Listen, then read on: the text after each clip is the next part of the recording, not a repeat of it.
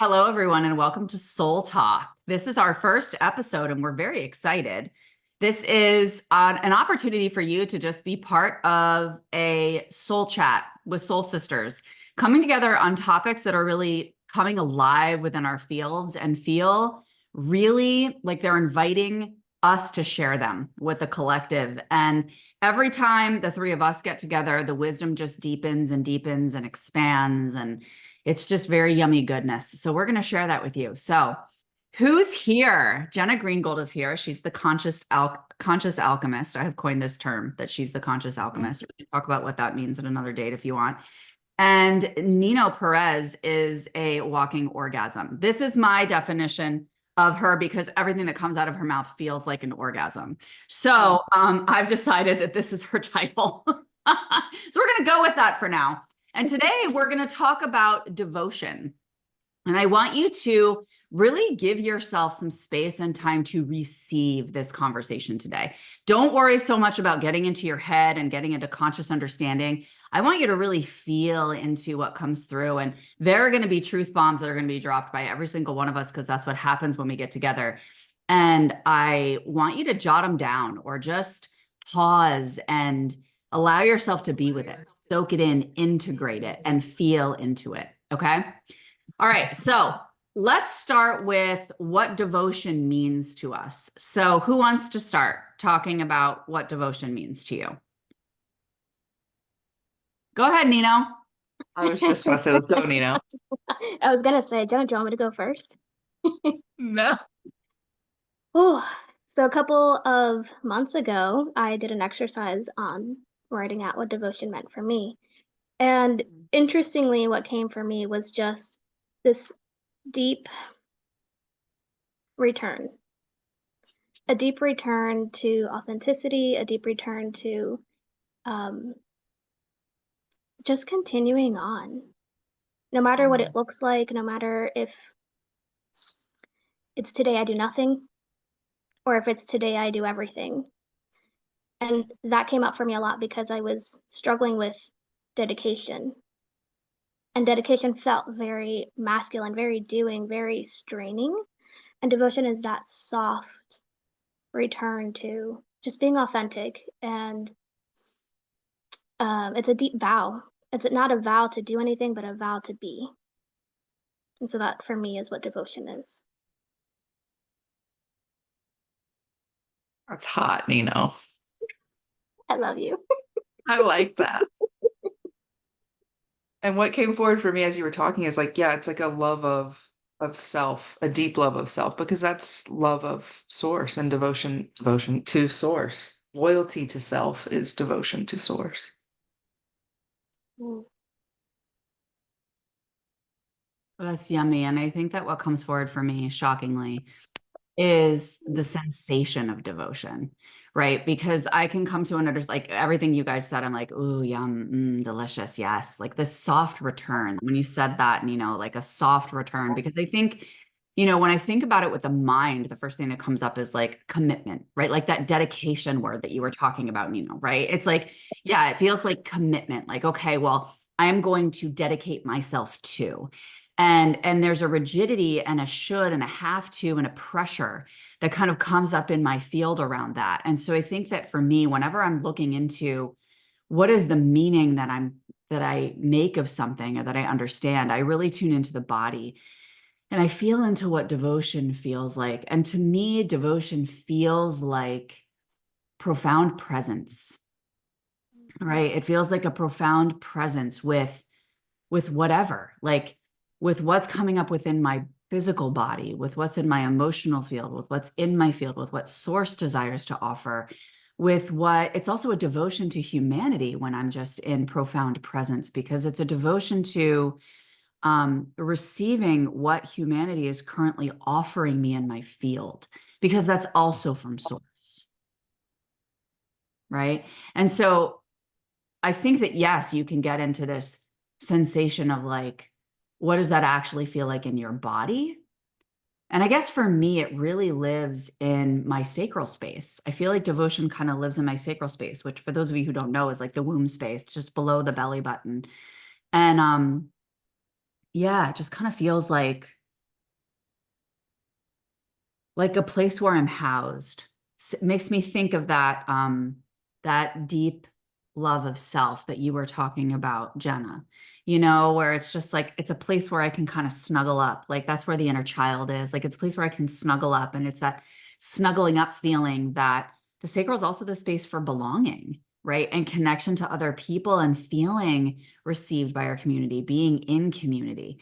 And so I think it's kind of cool that that's how it shows up in my body. How does it show up in your body, Nino?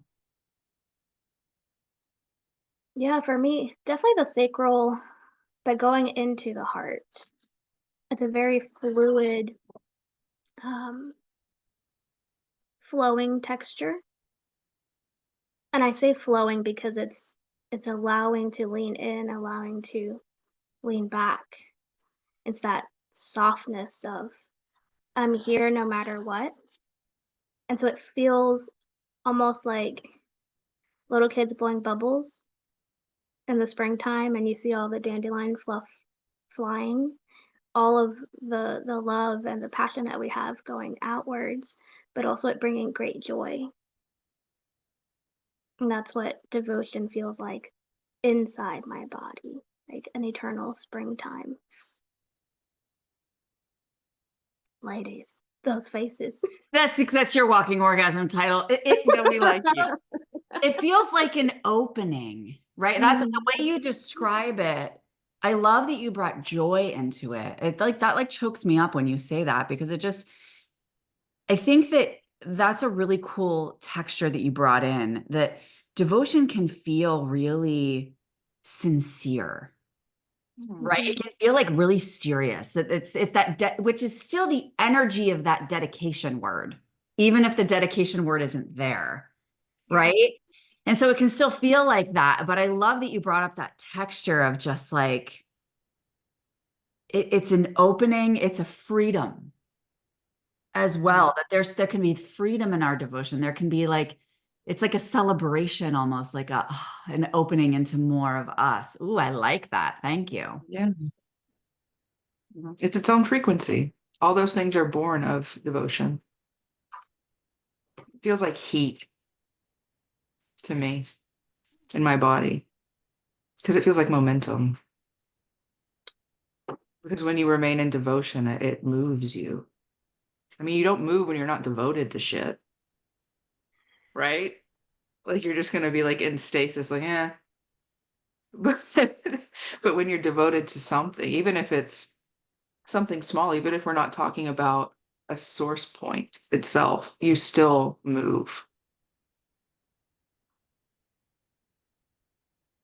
I really love this. And I have a question for you, Jenna, before I move on and jump on what you just said. But where is it in your body, Jenna? It's like my entire torso. I feel like kind of like what Nino said with flowing, but it's like this line, like heart, solar, sacral, and like back and up like this. And it just feels like heat, like just rising and just going through each center. Okay, cool. I love this. And those of you who are listening or watching, definitely let us know where you feel it. If you need to pause and kind of tune into your own body and, where is it coming up for you? What is the texture feeling like for you? And what I want to just comment on that Jenna was just talking about is like, you're not going to move if you're not devoted to shit, right? So for me, that brings in decision and choice to be devoted. So what is your relationship to that? Because this is such an interesting unfolding for me, right? Because I've always said, I flow, right? I've got so much feminine energy. I flow and then I allow things to come up, but it's not passive, right? It's not passive. It's not like I'm flowing and I'm allowing that, because there was a certain point where I made a choice and I decided that my top priority is my relationship with source, that my top priority is my relationship with energy, right? And choosing to see everything on this planet and things that arise within my field as energy, not personalizing them or making them mean anything, right? Not gripping on or attaching. And so it's like, but then when we make choice, there's some level of attachment there, right? We are choosing to devote. And so does that choice come from, well, I'm deciding to do this because I know what's best for me? Or am I choosing to do this because I've been guided into a knowing that this is where I'm meant to be, and therefore I'm becoming more convicted in it through choice to allow this to deepen? So I think I just answered that for myself as I kept talking there. But Nino, what comes up for you around this?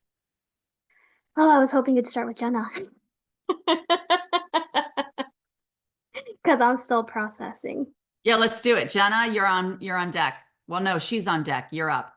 I appreciate this metaphor. I I feel like in that way it has a lot to do with sensation, because that's going to arise from your soul. Like when you end up deciding, and that kind of goes into things we've talked about before with soul-led desire. So I think it's similar in that it's soul-led devotion, because eventually when your soul, when it's in alignment with something, that choice will automatically flow out of you. And it's not going to feel like it's a choice that you're making. It's just going to arise. And then you're going to look back and be like, oh shit, I made a choice here. Like, oh shit, I decided something.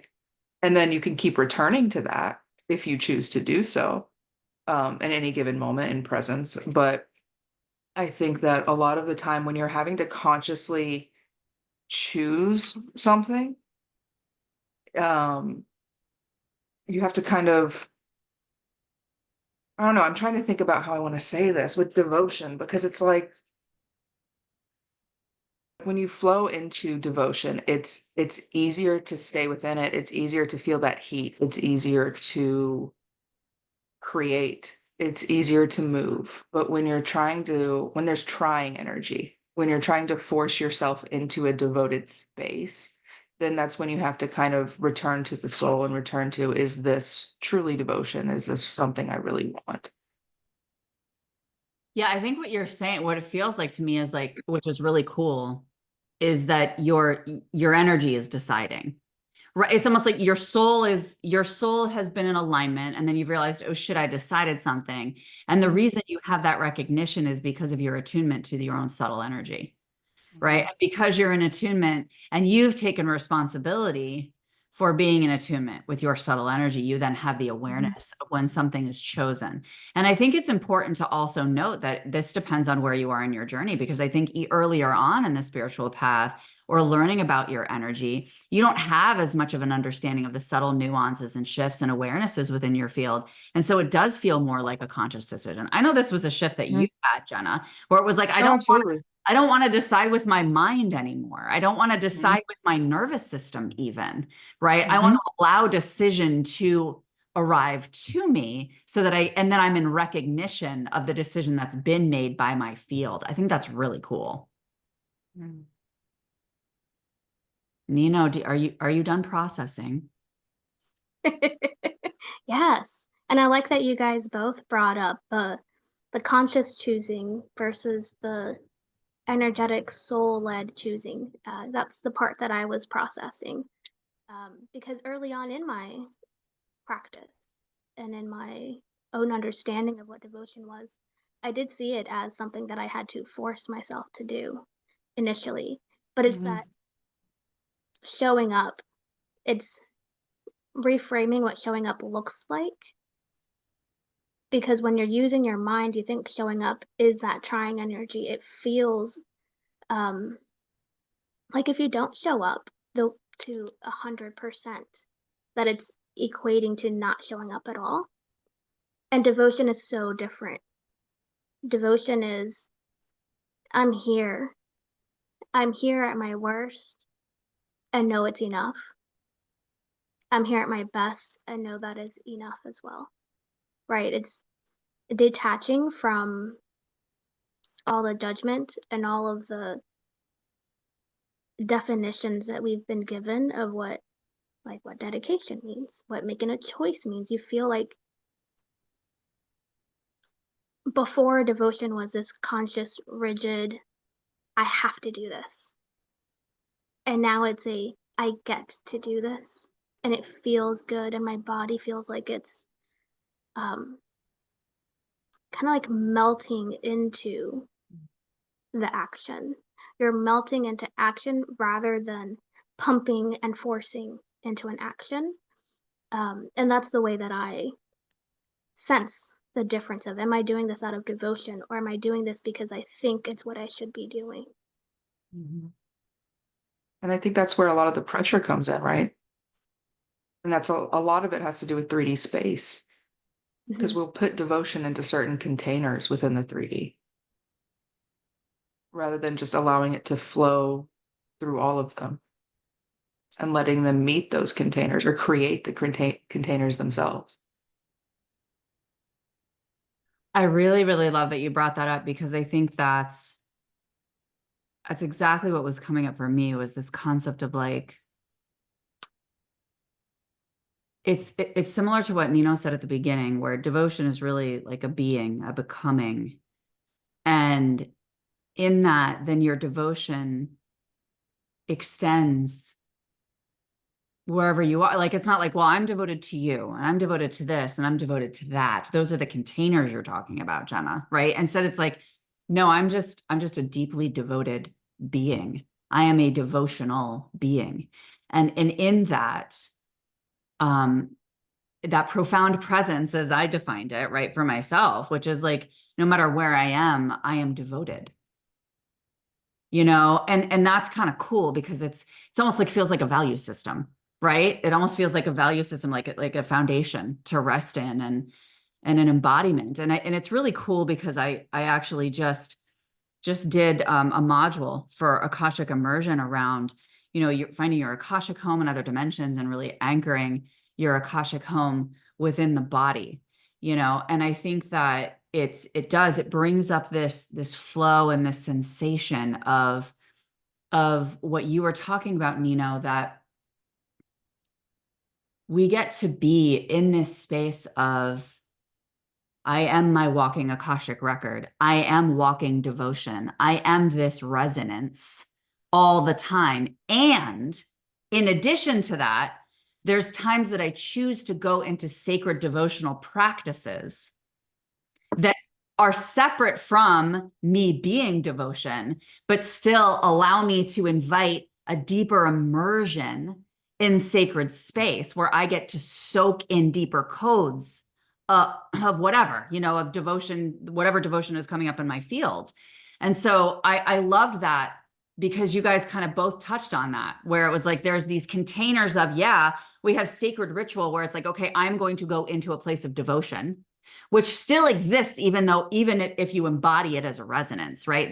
They seem like two separate things, but they get to exist at the same time. You get to be in devotional practice at the same time that you get to embody it. And so if you guys have thoughts on that, please share them. But also, I think it might be helpful for people to get a sense of what kinds of actions, like you were talking about action, Nino, right? And like taking action and melting into action rather than forcing. And it's like, what does devotion look like in action for each of us? Yeah. Like just before getting on this call, I entered an intentional devotional act. I lit a candle and I poured intention into the candle. I prepared my vessel to receive downloads, to be an open channel for whatever wanted to come through. That's being, not the sense of being, but that is entering a more uh, activated devotion in as far as creating that container. But on my daily, it can be as simple as looking at the sky and allowing myself to receive and to feel one with the wind, feel one with the sky and the earth. And that for me is devotion in your daily practice, your routine. The beingness of devotion is when you do it without thought, without intention. It's just you moving through life and knowing that everything that you do and say, no matter what it looks like, if you take your judgment off of it, it is devotion, because it's devotion to your authenticity. It's devotion to your rawness and the medicine that you hold with your frequency, your beingness. And again, intentional devotion being, okay, I'm setting this time aside. I'm going to strip all of the world away from myself and allow myself to sink in, to melt into who I am. And I use different props and modalities to amplify devotion, to direct devotion for a specific cause or intention. And I would also say there, first of all, I mean, just the vibration of that just has me like lulled. So we'll just start there. But so thank you I feel like that was like a blessing that you just bestowed upon us. So thank you.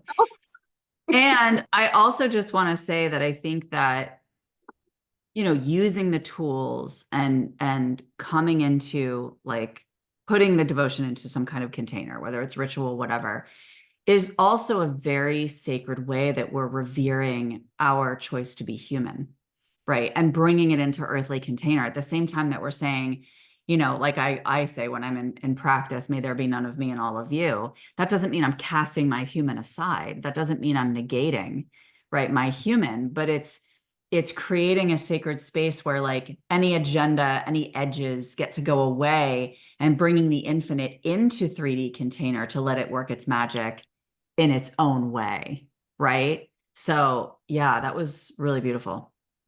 Yeah. Thank you. Jenna, do you have thoughts on this, love? I'm obsessed with you, Nino. I really liked that. I really, really liked that. But it just kept bringing me back to presence. And that the deepest devotion that you can have is to be present. Because everything will extend from that. And then, like you said, with modalities, I don't think that I think people can get caught up in thinking that it's the devotion to those modalities or it's the devotion to those practices, when in fact, it's just the extension of yourself, the extension of the desire and the momentum within your energy that leads you to those things. Yeah, 100%. I absolutely love that. So I think what we should do is I think that we should make our next episode on presence, because I think that that is something that we've talked about a lot today. And I think within that is this concept of flow and return to authenticity and allowing authenticity and opening to that. And feeling the intimacy and the joy that can come from that. But I think it's something that a lot of people, I know it's something a lot of people struggle with, and I think this goes from nervous systems being activated, being too much in the mind, and also just like, honestly, having so much momentum that you feel restless sometimes. And so I think being able to bring even the concept of momentum into that conversation with presence and realizing that they can both exist, and really bringing forward some nuggets of wisdom and some frequencies that can assist people with making this a priority in their lives if it's something that feels like it's calling to them. So, is there anything else that you ladies would like to share before we close up today? Not No. solid. This was great. We're solid. Yeah, this was orgasmic. Thank you, Nino. Yeah, thanks, Nino. My pleasure. For bringing that activation to this. All right, so guys, we will come back for another episode of Soul Talk, and please feel free to reach out to us if you have any questions that come up or areas that you're activated, or comment and let us know, what does this call forward within you, and or invite you to be with or to inquire about within your own energy field. And we will see you very soon. All right, love you all.